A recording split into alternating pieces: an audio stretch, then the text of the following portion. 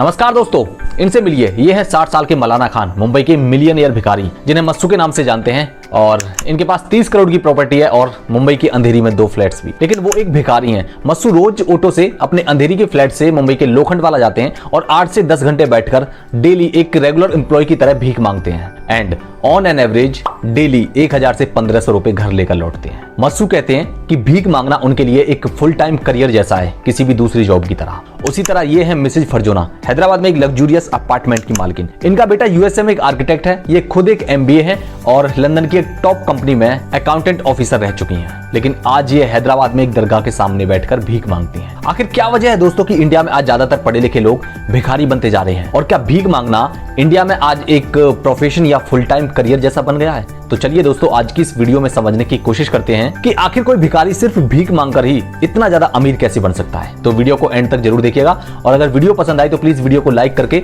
Channel को subscribe जरूर कर लीजिएगा इसी तरह की वीडियोस के लिए।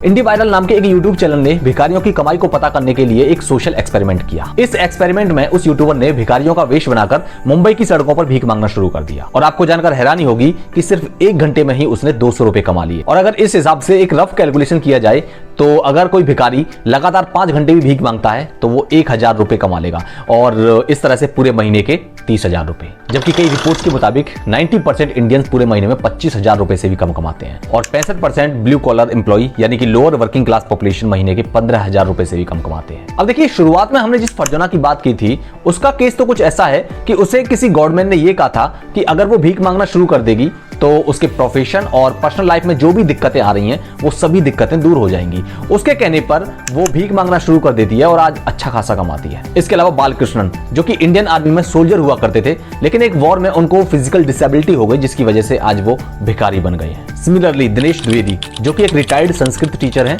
और पता है वो डबल पीएचडी भी हैं, लेकिन आज वो भीख मांगते हैं यानी कि भिखारी बन गए हैं। अब ये तो मैंने कुछ एग्जांपल्स आपके सामने रखे, लेकिन ज्यादातर भिखारियों की स्टोरीज कुछ ऐसी ही हैं। बेसिकली एक अकाउंटेंट, एक सोल्जर और एक स्कूल टीचर। ज्यादातर लोग अपने प्रोफेशन को चेंज करके भिखारी क्यों बनते जा रहे हैं दोस्तों? और वो कौन कौन से जरिया हैं जहां से ये भिखारी अपनी कमाई करते हैं? तो देखिए, द हिंदू न्यूज़पेपर ने हैदराबाद के 25,000 भिखारियों पर एक स्टडी कंडक्ट की और इस स्टडी में पता चला कि एक भिखारी ऑन एन एवरेज दिन के 500 रुपए तो कमा ही लेता है और इस तरह वो हर महीने 15,000 रुपए कमा लेता है। और अगर इसी इनकम को ब्लू कॉलर वर्कर्स की एवरेज इनकम से कंपेयर करें तो ब्लू कॉलर वर्कर्स मंथली 5800 और एक रेगुलर वर्कर 13,000 रुपए तक कमाता है, जबकि एक white collar worker on an average 24,500 रुपए मंथली कमाता है। और अगर इंडिया की बात करें तो पूरे इंडिया की एवरेज मंथली इनकम है 32,800 रुपए। तो इस हिसाब से देखा जाए तो कुछ लोगों के लिए भीख मांगना गलत ऑप्शन नहीं लगता है, जिस वजह से कुछ लोग मजबूरी में और कुछ लोग जानबूझकर भीख मांगना शुरू करते हैं। कुछ स्टडीज में तो यह भी पता चला है कि भिखारी अपनी इनकम को बढ़ाने के लिए ब्याज पर पैसे देते हैं और वो भी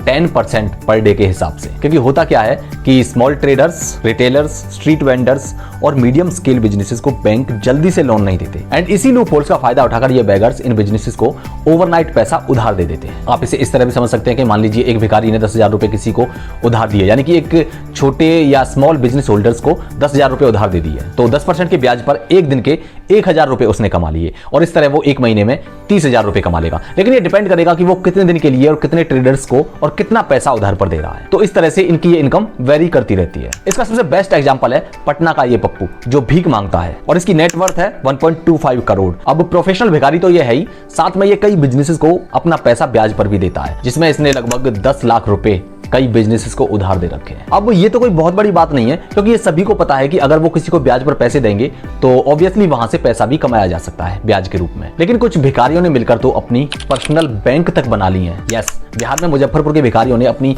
इनकम को बढ़ाने के लिए अपनी खुद की पर्सनल बैंक तक खोल दी है। इनकी ये बैंक भी एक नॉर्मल बैंक की तरह काम करती है। शुरुआत में कुछ भिखारियों ने मिलकर अपना पैसा इकट्ठा करके इसकी शुरुआत की थी और बाद में अब ये और भिखारियों के पास भी ऑप्शन है कि वो इस बैंक में अपना अकाउंट खुलवा सकते हैं, जिसके लिए डिपॉजिट होल्डर्स को 1% का ब्याज भी मिलेगा। फिर इसी पैसे को बैंक दूसरे बिजनेसेस और ट्रेडर्स को लैंड करती है, उससे भी बैंक पैसा कमा लेती है। तो इस तरह से ओवरऑल ये बेगर बैंक फंक्शन करती है। अब यहां तक तो ठीक है, क्योंकि हमें लगता है कि ये बेचारे भीख मांग कर ही तो कमाते हैं, यानी कि लोगों की दया पर ही तो डिपेंड करते हैं। अगर कोई देगा तो ठीक है, नहीं देगा तो ना सही। लेकिन दोस्तों, आपको शायद पता नहीं है, बहुत सारे भिखारी लोगों के साथ स्कैम भी करते हैं, यानी कि लोगों को धोखा देते हैं। और मैं ये गारंटी के साथ कह सकता हूं कि आपने भी इसे कभी ना कभी देखा होगा या फेस किया होगा। जैसे कि मेडिसिन स्कैम। स्कैम। और ये वाला स्कैम इन भिखारियों के द्वारा बहुत कॉमनली इस्तेमाल नहीं किया जाता है। इसमें ये बेगर्स आपसे डायरेक्ट पैसे नहीं मांगते हैं, बल्कि वो आपके इमोशंस के साथ खेलते हैं। दरअसल होता यह है कि ये भिखारी आपसे किसी स्पेसिफिक दवाई की डिमांड कर देंगे और कहेंगे कि हमें इस दवाई की बहुत ज्यादा जरूरत है। अब ऑब्वियसली इसे सुनकर आप उन पर तरस खा जाते हैं और वो दवाई उनको दिलवा देते हैं। लेकिन वो फार्मेसी का मालिक और ये भिखारी दोनों मिले हुए होते हैं, तो उस कमाए हुए पैसे को ये दोनों आपस में बांट लेते हैं और वो दवाई वापस अपनी जगह पर चली जाती है। अब यही स्ट्रेटजी कुछ फीमेल बेगर्स भी इस्तेमाल करती हैं, लेकिन वो मेडिसिन की जगह मिल्क पाउडर मांगती हैं अपने सो कॉल्ड बेबी के लिए, जो उनकी गोद में होता है। एक और कड़वा सत्य यह है कि अब जितनी भी ये फीमेल बेगर्स होती हैं, उनके गोद में एक बेबी तो होता ही है। और ये बेबी स्कैम तो इतना ज्यादा कॉमन है कि हर कोई इनके झांसे में फंस जाता है, क्योंकि उस बेचारे बेबी पर तो तरस खा ही लेते हैं लोग। और इस तरह आपके साथ बहुत बड़ा धोखा हो जाता है, क्योंकि इन लोगों को पता है कि आपके जेब से पैसे कैसे निकाले जा सकते हैं। ये लोग भीख मांगने के नाम पर इस हद तक गिर सकते हैं कि आप सोच भी नहीं सकते। और इस सब के पीछे एक बहुत बड़ा रैकेट काम कर रहा होता है दोस्तों, जो भीख मांगने के लिए बच्चों के इस्तेमाल से लेकर उनके हाथ पैर कटवाने तक ये किसी भी हद तक गिर सकते हैं, ताकि आप उन पर तरस खाकर पैसे दे सकें उन्हें। यहां तक कि ये लोग छोटे छोटे बच्चों को ड्रग्स भी देते हैं, ताकि बच्चा भूखा हो, बीमार हो या किसी भी तरह की कोई भी प्रॉब्लम हो उसे, वो रोए ना, बस सोता रहे। और वो इसलिए अगेन ताकि आप लोग तरस खाकर इन बच्चों पर उन्हें इजीली पैसा दे सकें। अब हम लोग उन पर तरस खाकर उन्हें पैसा दे तो देते हैं, लेकिन क्या हम एक बात भी सोचते हैं कि आखिर वो पैसा जा कहां रहा है? क्या वो पैसा उस बच्चे के काम भी आएगा जिस बच्चे पर दया करके आपने उन्हें पैसा दिया है, या फिर कोई और शराब पीने या जुआ खेलने के लिए उस पैसे का इस्तेमाल करेगा? इन सारी चीजों के बारे में हम नेक्स्ट वीडियो में बात करेंगे, क्योंकि एक वीडियो में सारी चीजों के बारे में बात करना पॉसिबल नहीं है, वीडियो बहुत लंबी हो जाएगी, तो नेक्स्ट वीडियो जरूर देखना। ये बेगर्स पैसे कमाने के लिए हर वो इलीगल एक्टिविटीज करते हैं जिनके बारे में हम सोच भी नहीं सकते करने के लिए, क्योंकि जैसा कि हमने देखा, बैगिंग बिजनेस एक बहुत ही बड़ा ल्यूक्रेटिव और मोटा प्रॉफिट देने वाला सेक्टर बन चुका है। लेकिन फिर भी दोस्तों सोचने वाली बात तो ये है कि आखिर ये बैगिंग बिजनेस चल किसकी वजह से रहा है? हम और आप लोगों की वजह से ही दोस्तों। जब हम लोग ही इन्हें पैसा देना बंद कर देंगे तो फिर ये भीख मांगेंगे किससे? लेकिन दोस्तों ये कहना जितना आसान है, करना उतना ही ज्यादा मुश्किल, क्योंकि ये कैसे पता चलेगा कि किसी को सही में जरूरत है भी या नहीं? इस पूरे इलीगल बिजनेस की वजह से जो सही में जरूरतमंद हैं उनकी मदद भी ना करें, तो क्या ये बात भी सही है? मान लीजिए एक छोटी सी बच्ची आपके सामने खड़ी होकर आपसे भीख मांगती है और वो एक बहुत बड़े बैगिंग नेक्सस का शिकार है, लेकिन क्या इस पूरे सिस्टम को चेंज करने के लिए उस छोटी सी इनोसेंट बच्ची की कुर्बानी देना क्या सही है? अगेन ये डिसीजन लेना बहुत ज्यादा मुश्किल हो जाता है कि अगर कोई आपके सामने खड़ा हो जाता है भीख मांगने के लिए, तो क्या उसकी हेल्प करें या नहीं? क्योंकि अगर मान लीजिए एक बार को उसकी हेल्प कर भी दिया जाए, तो आप इनडायरेक्टली इस पूरे के पूरे बैगिंग बिजनेस को, जो कि बहुत ही इलीगल तरीके से चल रहा है, आप कहीं ना कहीं इसे सपोर्ट ही कर रहे होते हैं। तो इसलिए मैं आपसे भी पूछना चाहूंगा कि इस तरह की सिचुएशन में आप कैसे डील करते हैं? इस तरह की सिचुएशन से आप कैसे निपटते हैं? क्या आप इन बेगर्स को मदद करना चाहेंगे या नहीं? नीचे कमेंट सेक्शन में जरूर लिखिएगा।